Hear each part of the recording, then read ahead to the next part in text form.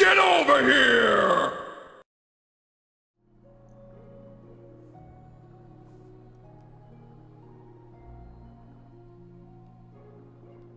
You.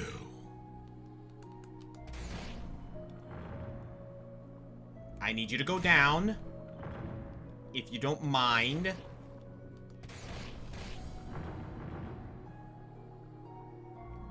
I don't believe it. So, there was, in fact, one final treasure. And there it is. That is deceptively well hidden. Hammered the final hull fragment into her submarine. What was once a tiny, rickety craft was now a sleek and powerful sailing vessel. Even the Fomori, with all their technical expertise, had never created anything as strong or agile as this. She decided to name the submarine Ernan, in honor of her father.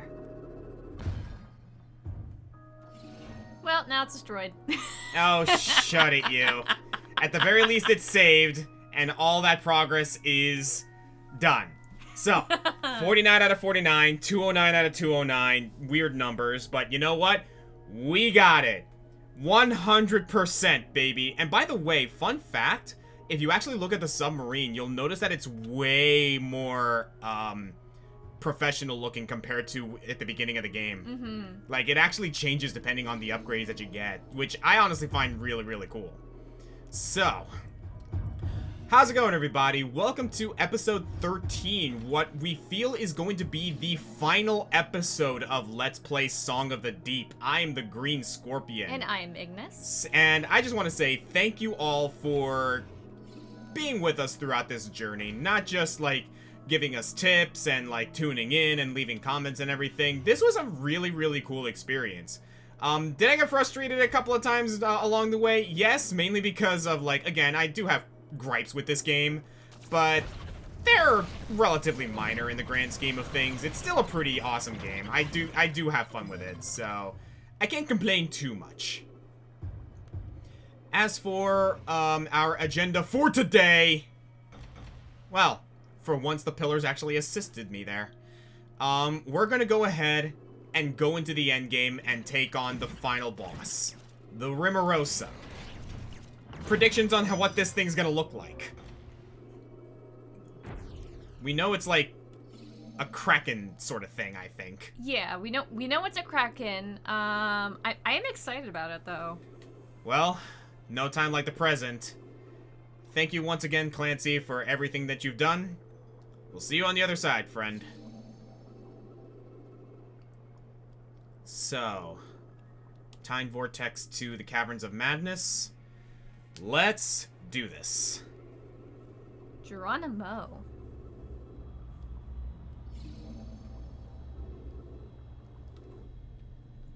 Just give me a second here. Just gonna make sure that things, yeah, that sounded weird, guys. I just had to make sure that things were still working on the recording side. Don't want another incident of, like, things stopping in the middle. So, here we go.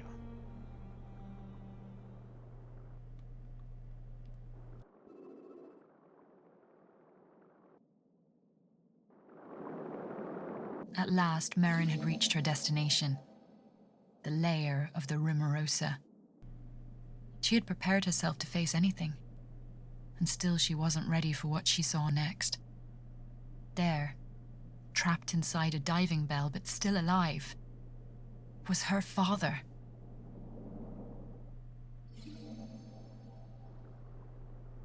Well, the man lives. Here we go. Oh, I see it in the background. I see it. Oh, that is God. Scary. That is scary looking. Oh, God. Okay, so.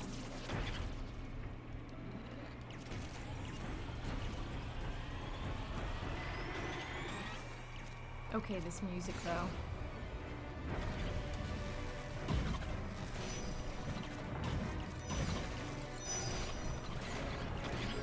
Oh, it is just bombarding me with enemies at this point, isn't it?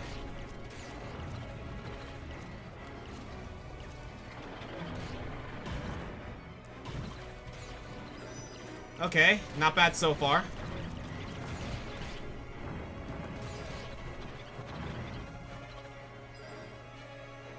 Okay, that all you got? Oh! Oh! We're removing its mask!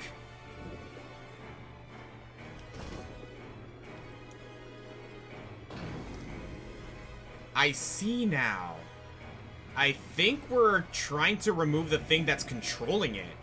Or at the very least, the thing that's making it mad.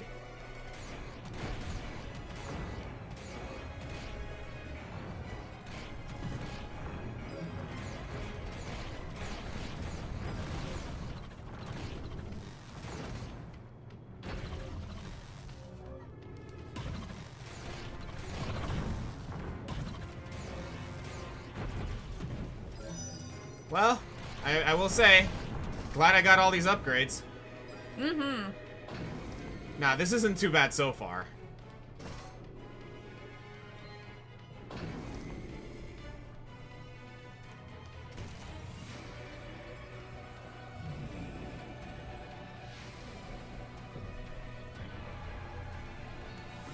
The Leviathans.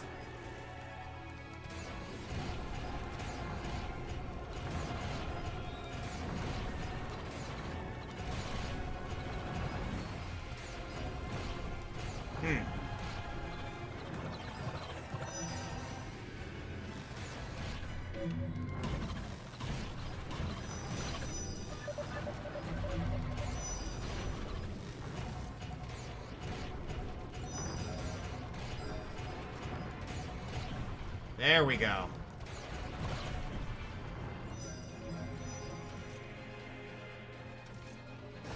Let's get this thing off of you.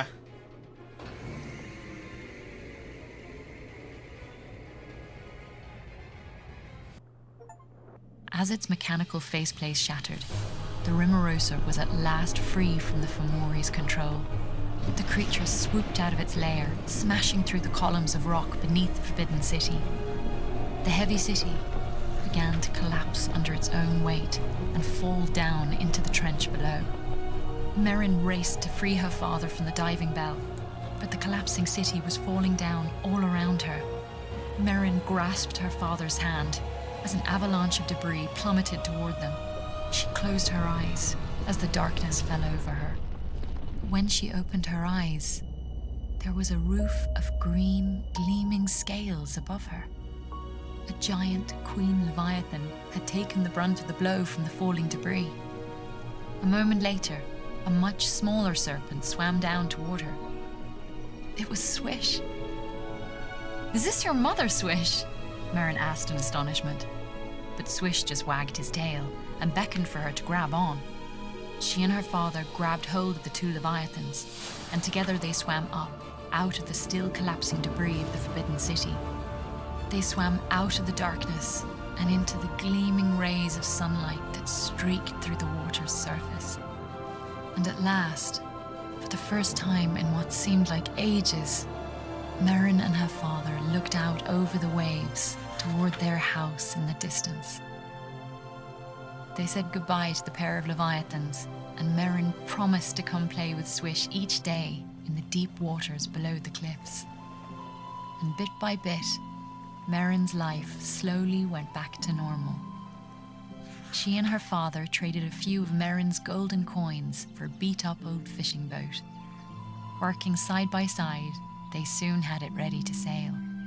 Merrin no longer had to wait at the cliff's edge. Her father took her out to sea whenever she wanted to go. As they fished, they shared the stories of their own great adventures, both knowing that every word was true. And sometimes, late at night, Merrin thought of all the mysteries she had yet to answer. She thought of Kara, the sea garden, the eggs, and hoped they were all safe. Someday, she thought, someday I will see them again.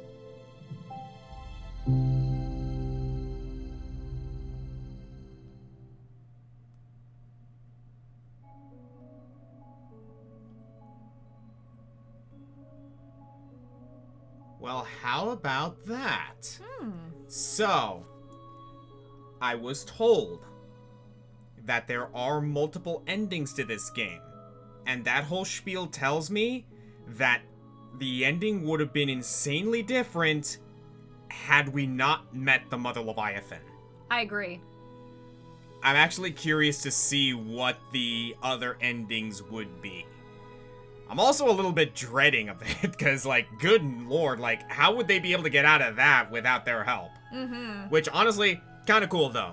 I did not expect Swish to be related to that thing. Oh, I put that together right away, though. That was actually pretty cool. So, yeah, everybody, that was Song of the Deep. We're only 11 minutes into this episode. That took way less time than I was expecting, I'm not gonna lie. Yeah, a little bit anticlimactic. I'm I'm gonna be honest, that final boss was not that hard. No, it really wasn't. Like, at the very least, like, let me fight the darn thing, like, directly, you Yeah. know? Like, I understand, like, freeing it from the mask, but, like, maybe we had to fight it for a little bit longer just to pacify it. That was basically just an enemy rush. Yeah. Okay, so, yeah. Song of the Deep. What do you think overall, honey? Overall, like, I mean, outside of the final boss, because I'm not gonna lie, it wasn't that great. Outside of that, I actually had a really fun time, like playing through this game with you. I thought it had some very unique level design, that was different compared to games like Aquaria and stuff like that, obviously Metroidvania. I liked a lot of the design choices that they made in that regard. Again, some of the puzzles were challenging, but I'm kind of okay with the fact that they were challenging. I will say this: the puzzles in this game are actually pretty neat, especially the light puzzles. Not gonna lie, those actually were my crowning jewel when it comes to like exploration in this game. And I do like some of the things where like you can use a sonic the sonar in order to like find hidden treasures. That takes me back to like Metroid or Super Metroid. But again, overall, I will say this game is good. I would give it maybe a 6 out of 10 overall, because in terms of a Metroidvania, it's good. Really good take on the underwater exploration. It felt natural to be able to go around the area in that sub and like explore the world that way, so I have no complaints there. The crowning, or like the main biggest aspect of this game that I think is like the highest positive is its design. The game is beautiful. It's very beautiful. Like, the soundtrack is very beautiful. The soundtrack is really good. The atmosphere. There is a lot of attention to detail in the environment of this game. Super neat. The enemies were really cool to look at. But that also leads into what I would say is my biggest criticism of this game.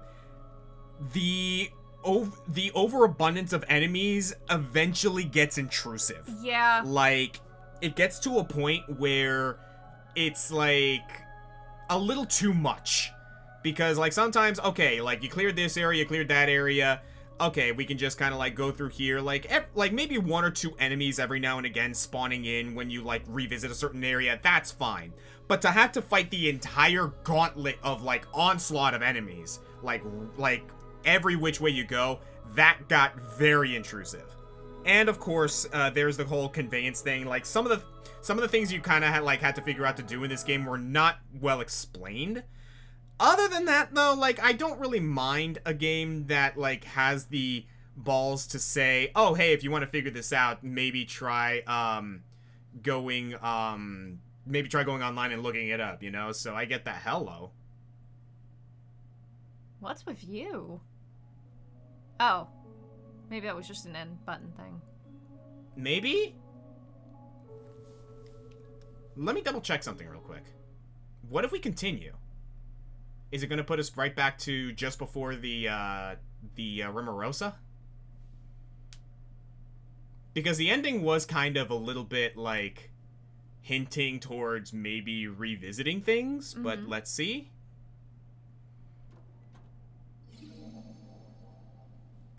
Nope, it put us right back to just before the Rimosa.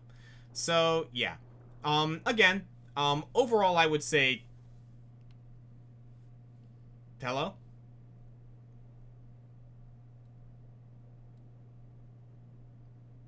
No, we're not doing this again. Hello? Yeah, like I said, this game can be a little bit weird. But yeah, that's the other thing I will say, is that this game, unfortunately, still has some jank.